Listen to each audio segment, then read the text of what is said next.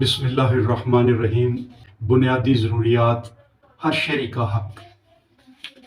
بھائی اور دوستو، اللہ پاک نے انسان کو بنایا اور زمین میں اس کے لیے تمام رزق کے سامان فراہم کر دیے، جو ظاہر بھی ہیں اور باطنی بھی ہیں۔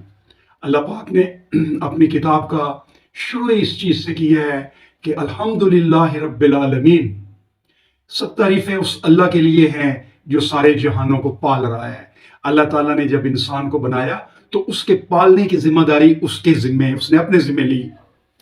اب ظاہر ہے اگر اللہ کے نام کے اوپر حکومت بنتی ہے، اس کے نظام کو تسلیم کرتے ہوئے حکومت مارز وجود میں آتی ہے، تو اس حکومت کی ذمہ داری ہے کہ یہ لوگوں کی پرورش، لوگوں کی ضروریات زندگی فراہم کرنا، وہ اپنی ذمہ داری قبول کرے۔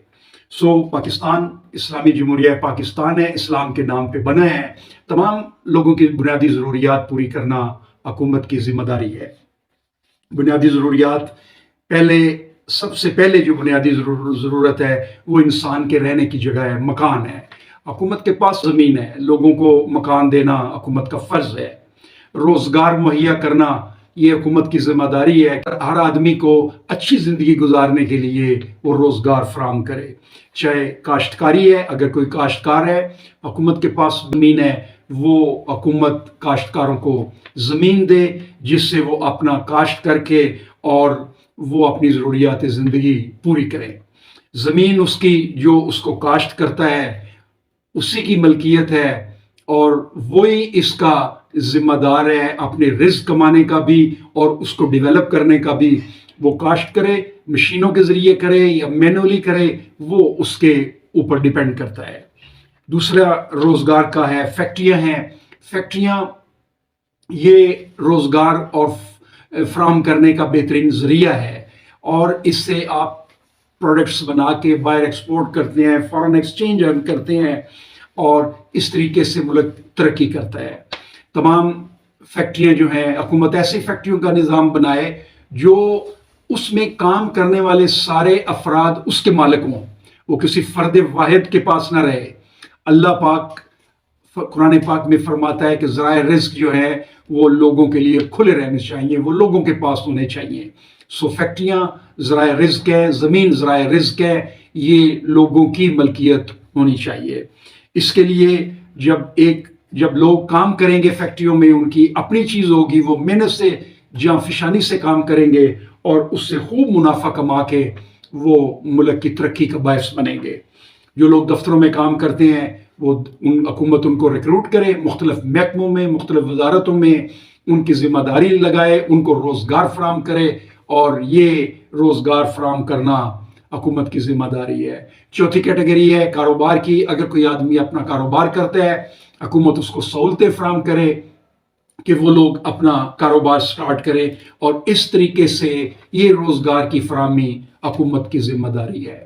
تیسری ذمہ داری حکومت کی لوگوں کو تعلیم فراہم کرنا، بچوں کو تعلیم فراہم کرنا، کالجز اور یونیورسٹی کی لیول تک آگے تعلیم فراہم کرنا حکومت کی ذمہ داری ہے۔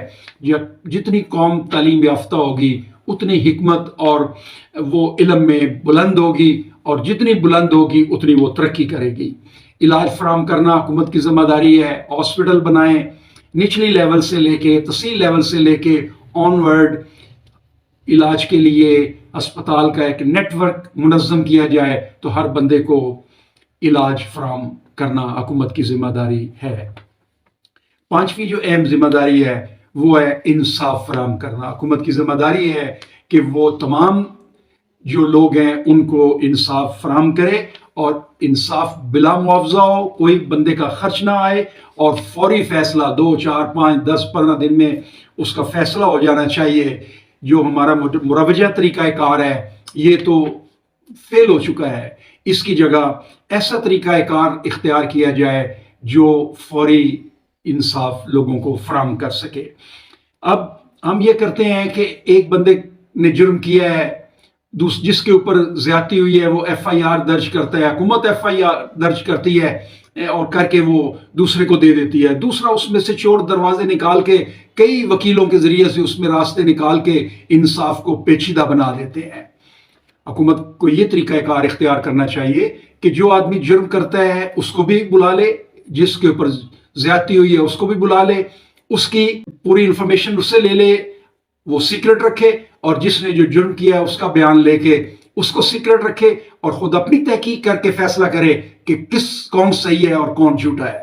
یہ طریقہ کئی عرب ممالک میں رائج ہے، اور ایون ہماری ملٹری کے نظام میں بھی یہ رائج ہے۔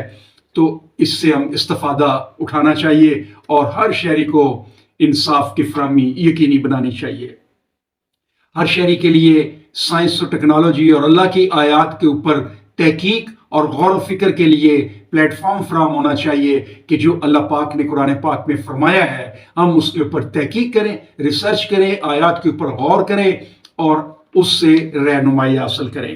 اب سوال پیدا ہوتا ہے کہ وسائل کہاں سے آئیں گے؟ وسائل زمین کے ہیں، وسائل آسمان کے ہیں۔ جب اللہ کے نام کے اوپر حکومت بنتی ہے تو اللہ زمین و آسمان سے اپنی رحمتوں کے دروازے کھول دیتا ہے۔